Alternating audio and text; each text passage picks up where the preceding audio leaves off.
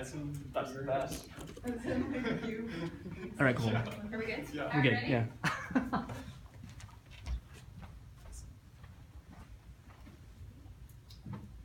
Hey everyone, I'm Chauncey. I'm Madeline, I'm Matt. I'm Isabella. I'm Elijah. and our idea is that's a terrible idea. So the problem that we're going to be dealing with is related to idea students and their need an interactive and fun way to learn ideation and teaching skills in class. We wanted to address the kinesthetic learning aspect in the classroom. It doesn't really happen often, getting to learn in that way. A lot of people learn in different ways, like auditorial. So we thought kinesthetic would be a new interactive way in the game. And the customer is undergrads, idea students, and our beachhead are E1s, people just entering the class. So in order to play That's a Terrible Idea, you start off with 2 cards. So you choose an audience that you have to talk to.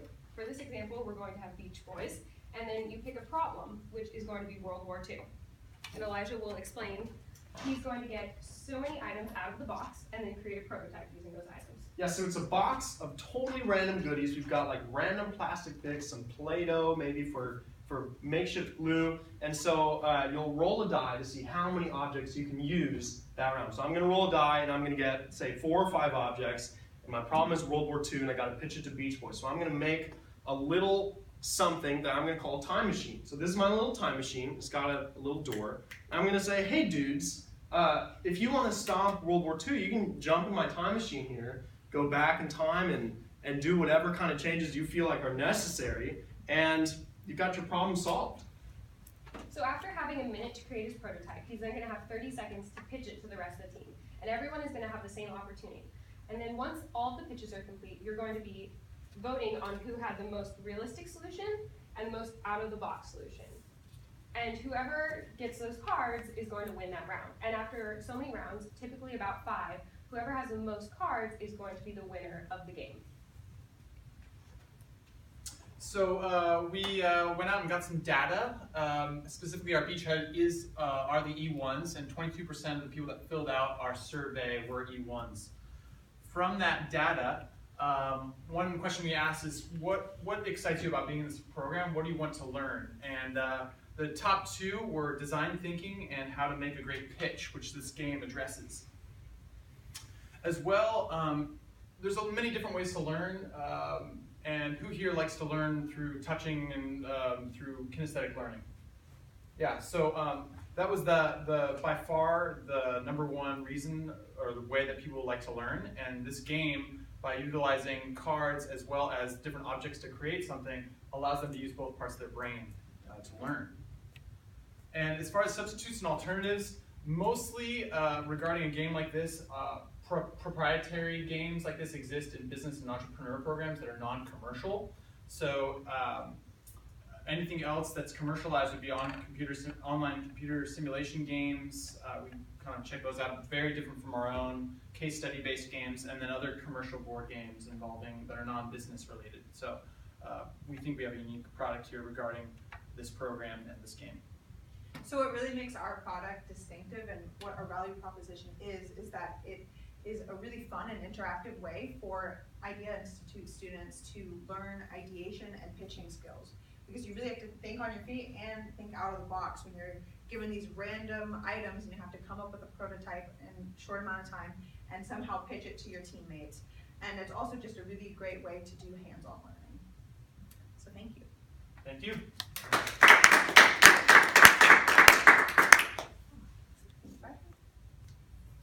So we'll take that minute again to write down thoughts and then share.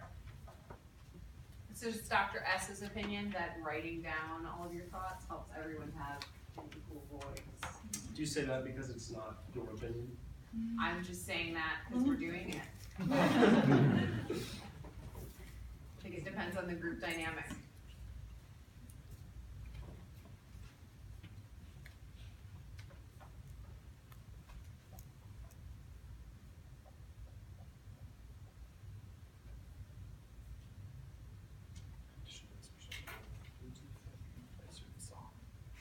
Like elevator music. It's true. What?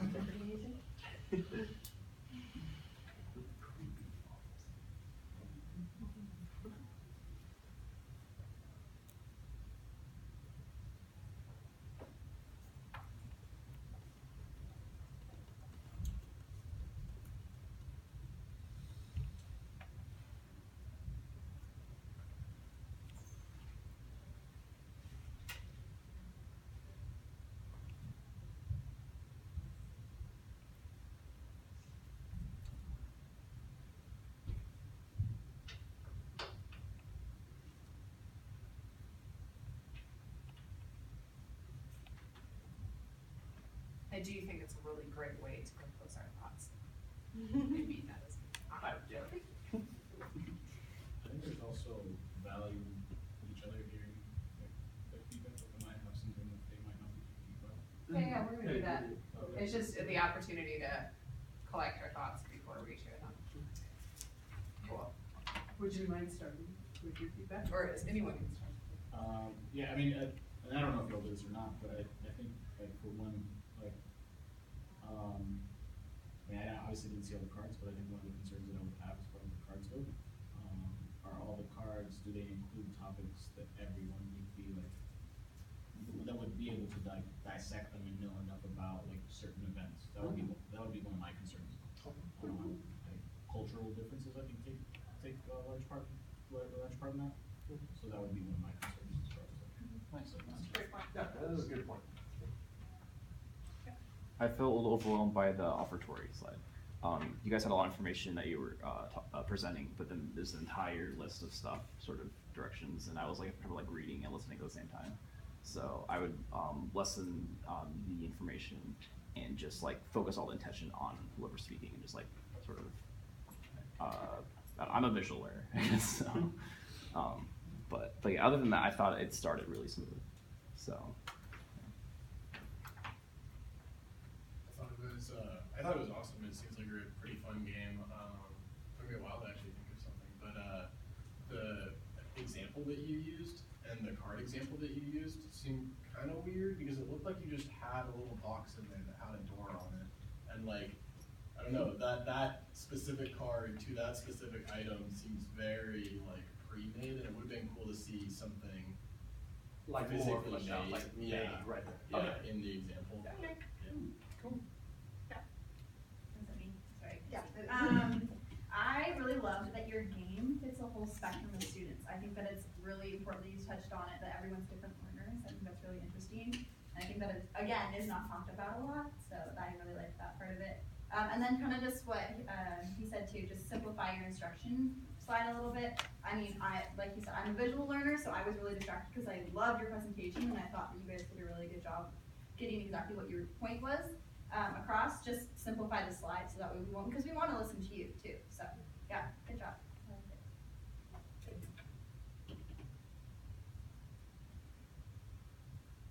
Loved your enthusiasm and energy and how you all thought through this. Loved that you did a survey, both of what people are looking for and how they learn. I got a little bit lost on the actual game part of it. And I think I just potentially, was still focused on the learning style and just like dissecting that. But maybe, having the slide have a little bit less detail and maybe taking a little bit more time on describing the project. Might make it a little bit clearer, and you can do that live when you're working on it too. But yeah, great presentation. Anything else? Okay. Nice job. I